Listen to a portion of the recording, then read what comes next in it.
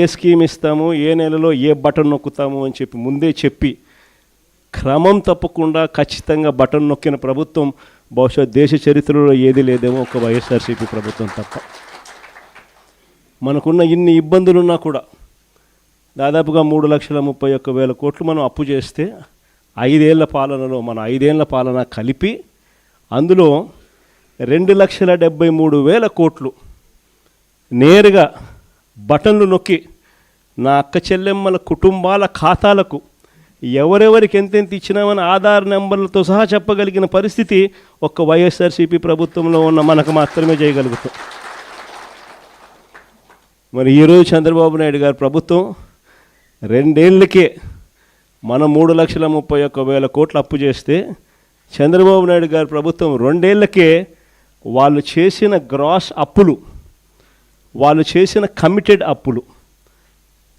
అప్పులు గ్రాస్ అప్పులు ఈ 2 కలిపితే 2 ఏళ్ళకే 3,30,000 కోట్లు దాటాయి. కానీ ప్రజలకు మనం ఇంతకు ముందు చేస్తూ ఉన్న అన్ని పథకాలు రద్దయిపోయినాయి. ఈయన ఇచ్చిన సూపర్ 6, సూపర్ 7 మాటలన్నీ కూడా మోసాలుగా తేలిపోయాయి.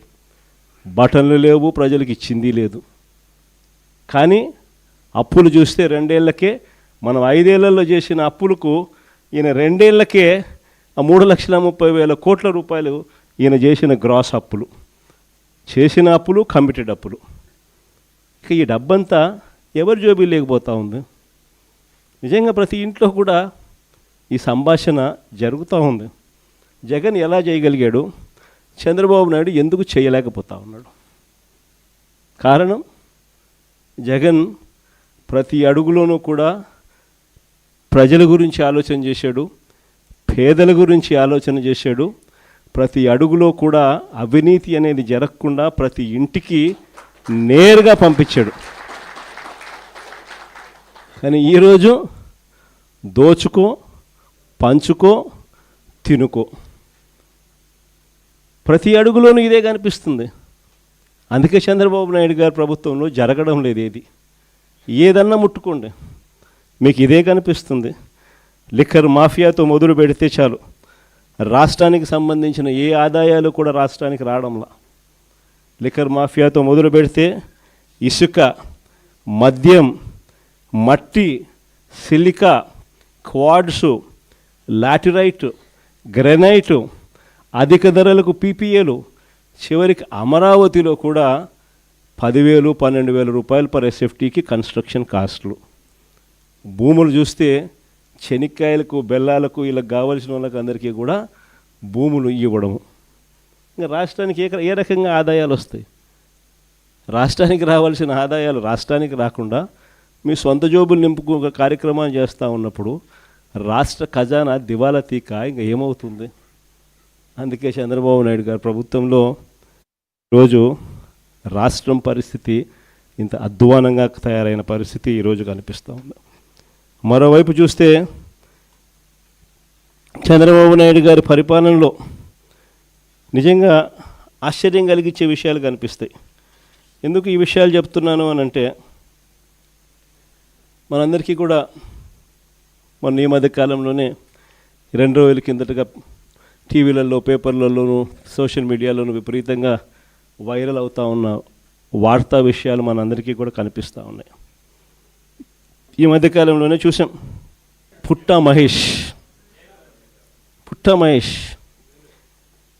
డ్రగ్స్ సేవిస్తూ, డ్రగ్స్ తీసుకుంటూ పట్టుబడ్డ ఫస్ట్ ఏకైక పార్లమెంటు సభ్యుడు. ఇంతవరకు పార్లమెంటు సభ్యుల చరిత్రలో ఈ మాదిరిగా డ్రగ్స్ తీసుకుంటూ, ఈ మాదిరిగా బుక్ అయిన వ్యక్తి పార్లమెంటు చరిత్రలో లేడు. ఫస్ట్ సభ్యుడు. అది ఇక్కడితో మొదలు కాల. ఆశ్చర్యం ఏమిటో తెలుసా?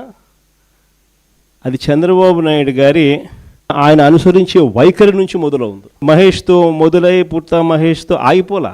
దీనికి ముందు ఎన్నెన్ని జరిగినాయి, ఎలా జరిగినాయి, చంద్రబాబు నాయుడు గారు వ్యవహరించిన తీరు ఎలా ఉంది, యాక్షన్ తీసుకోవాల్సిన సమయంలో ఆయన యాక్షన్ తీసుకుంటున్నాడా, ఒక పాలకుడు, ఒక నాయకుడుకు ఉండాల్సిన గుణాలు చంద్రబాబు నాయుడులో ఉన్నాయా అని ఒక్కసారి వెనక్కి తిరిగి చూస్తే ప్రతి అడుగులోనూ కూడా మనకు కనిపించేది ఏమిటి అని అంటే చంద్రబాబు నాయుడు గారిలో ఈ గుణాలు ఎక్కడా కూడా కనిపించలేదు. కాబట్టే విచ్చలవిడిగా జరుగుతూ ఉన్నాయి ఇవన్నీ కూడా మన కళ్ళ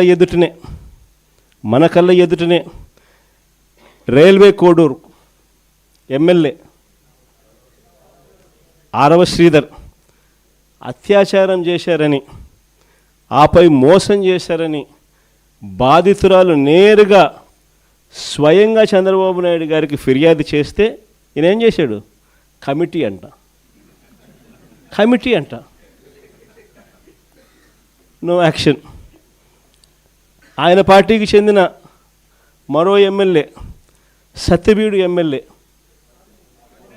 కోనేటి ఆదిమూలం ఒక మహిళ మీద దారుణమైన లైంగిక దాడికి పాల్పడితే ఈయనేం చేశాడు? పంచాయతీ చేసినాడు. No action.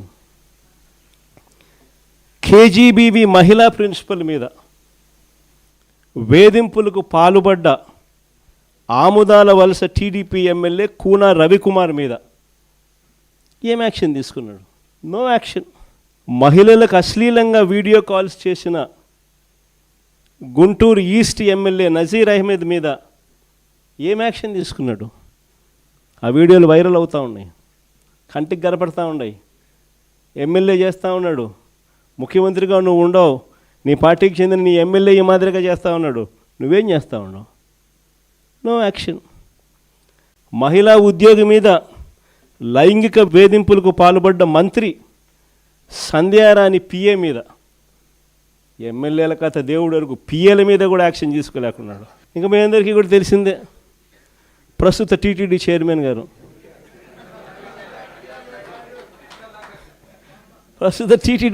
గారు, ఆయననైతే ఒక మహిళను మోసం చేసి వీడియోతో ఫోటోలతో అడ్డంగా దొరికిపోయినా కూడా నో యాక్షన్.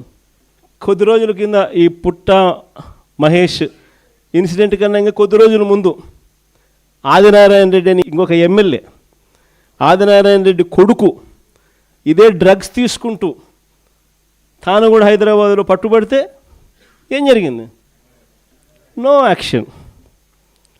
అంతెందుకు, అసలు ఈ మనుషులకు ఇలాంటి భావన ఉంది కాబట్టే ఇవన్నీ జరుగుతూ ఉన్నాయి. ఇలాంటి చంద్రబాబు నాయుడు గారి సొంత పుత్రుడు వీడియోలు అవి కూడా వైరల్ అవుతూ ఉన్నాయి. స్విమ్మింగ్ పూల్ పక్కన తాగుతూ తూగుతూ అమ్మాయిలతో డ్యాన్సులు చేస్తూ ఉన్నాడు.